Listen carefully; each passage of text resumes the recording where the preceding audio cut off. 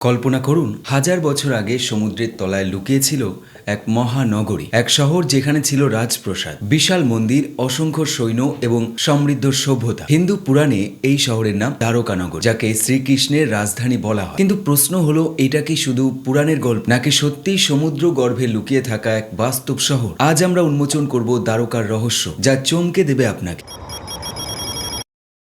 মহাভারত এবং ভাগবত পুরাণে দ্বারকাকে বলা হয়েছে শ্রীকৃষ্ণের রাজধানী। কাহিনী অনুযায়ী মথুরা থেকে কংসকে পরাজিত করার পর কৃষ্ণ তার জনগণকে রক্ষা করতে নতুন এক দুর্গ নগরী নির্মাণ করে। এই শহর সমুদ্রের ওপর দ্বীপের মাঝে ছিল। এতে ছিল 70,000 প্রাসাদ এবং প্রতিটি সোনা, রূপো এবং দামি মূল্যবান রত্ন দিয়ে তৈরি ছিল। কৃষ্ণের মৃত্যুর পর বলা হয় সমুদ্র পুরো শহরটাকে ধীরে ধীরে গ্রাস করে নেয়, আর এভাবেই দ্বারকা এক হারানো শহরে পরিণত হয়ে যায়।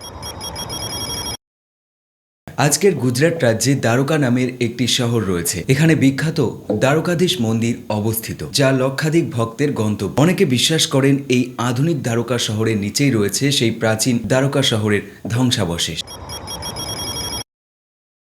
1983 সালে ভারতের ম্যারিন আর্কিওলজি ইউনিট আর আর্কিওলজিক্যাল সার্ভে অফ ইন্ডিয়া মিলিতভাবে দ্বারকার উপকূলে অনুসন্ধান চালায়। তারা জলের নিচে আশ্চর্য রকম কিছু স্থাপত্য আবিষ্কার করে। পাথরের দেওয়াল, ঘাটের ধ্বংসাবশেষ, এমনকি পুরনো নোঙরের পাথর। এগুলোর বয়স পরীক্ষা করে দেখা যায় যে প্রায় 9,000 বছরের পুরনো, এবং এটাই মহাভারতের কাহিনীর সাথে মিলে যায়, যা বলে দ্বারকা শহর ছিল প্রায় 5,000 বছর পুরনো।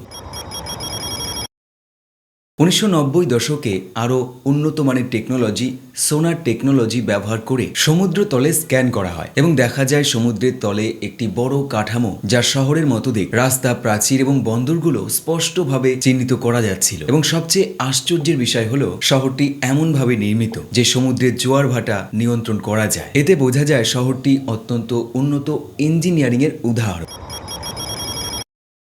গবেষকরা কিছু গুরুত্বপূর্ণ জিনিস উদ্ধার করেন। তার মধ্যে হলো পুরনো মুদ্রা, মৃৎপাত্র এবং অলংকার, পাথরের ঘাটের অংশ যা মূলত মানুষেরই তৈরি, কাঠের অংশ যেটির কার্বন ডেটিং অনুযায়ী বয়স হলো 7,500 থেকে 9,000 বছর। এতে প্রমাণ মেলে যে প্রাচীনকালে এখানে একটি সমৃদ্ধ সভ্যতা ছিল।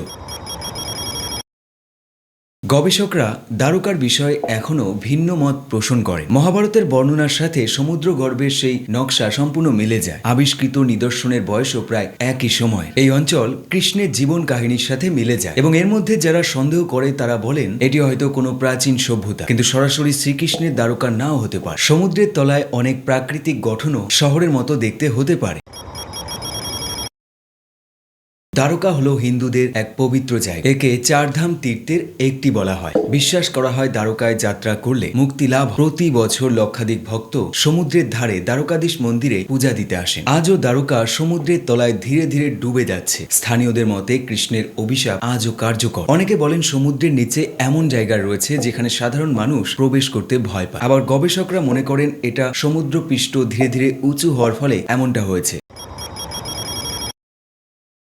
ভারত সরকার এখনও উন্নত প্রযুক্তি ব্যবহার করে এই দ্বারকা শহরের রহস্য উন্মোচন করার চেষ্টা করছে। আন্তর্জাতিক বিজ্ঞানীরাও এই প্রকল্পের সাথে যুক্ত হয়েছে। যদি পুরো শহরটা উদ্ধার করা সম্ভব হয়, তবে এটি হবে বিশ্বের সবচেয়ে বড় আন্ডার ওয়াটার প্রত্নতাত্ত্বিক আবিষ্কার। দ্বারকার রহস্য আমাদের এটাই শেখায় যে পুরাণ আর ইতিহাসের সীমানা মাঝে মাঝে অস্পষ্ট। হয়তো শ্রীকৃষ্ণের শহর সত্যি ছিল, আর আজ তা সমুদ্রের নিচে ঘুমিয়ে আছে, অথবা সমুদ্রের নিচে যেটা আছে সেটা হয়তো অন্য কিছু। তবে আপনার কি মনে হয়? কমেন্ট করে অবশ্যই জানান, এবং এরকমই ইতিহাস নিয়ে গভীরভাবে ব্যাখ্যা পেতে হলে চ্যানেলটি অবশ্যই সাবস্ক্রাইব করবেন। আবার দেখা হবে পরের একটি ভিডিওর সাথে।